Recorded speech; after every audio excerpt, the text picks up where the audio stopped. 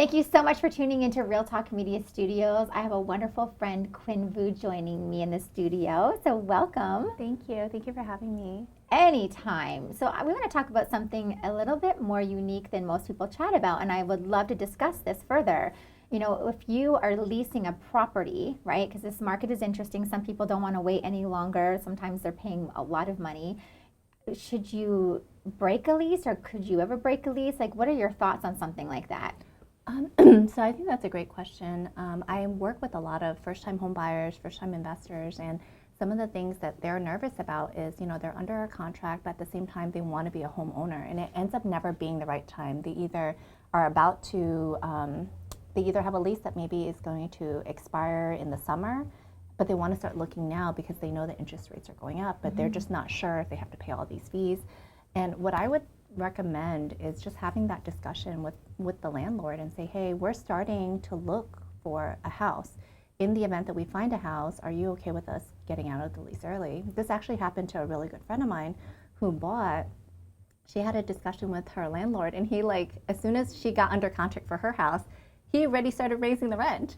So it was like the landlord won because the landlord was wanting to increase rent. Right. The buyer won because the buyer wanted to get out of their lease and be a homeowner at the beginning of the year versus waiting to the end of the year.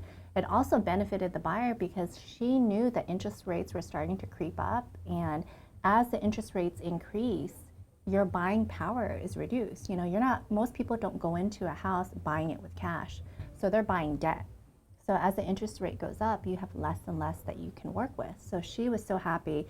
She talked to her landlord, very transparent about it. The landlord was super happy to have this advance notice, and she was able to get into her house. Her lease was supposed to expire in July. She got into her house in February, and it ended up working out. And the other thing to consider too is, like, maybe the landlord may not agree to it, but there is a fee associated with breaking your lease. Looking at that fee, sometimes maybe it's a month's rent, maybe that's the fee. Or maybe it's the duration of the lease that's remaining. So if you're paying $2,500 a month and you have 4 more months, maybe that's $10,000.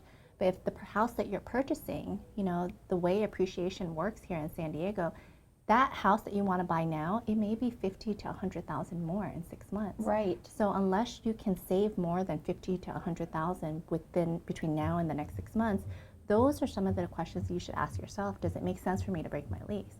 Well, if I'm going to be a homeowner and I'm going to enjoy that appreciation myself, then yeah, it makes sense to me to possibly break my lease. So Right. just looking at those, everyone's situation is different. But I think when you look at it from a mathematical standpoint, it just makes the decision a little easier. Okay, there you have it. That's a tidbit of information and wonderful information to be had. So thank you so much for joining me at Real Talk Media Studios. Thank you for having me.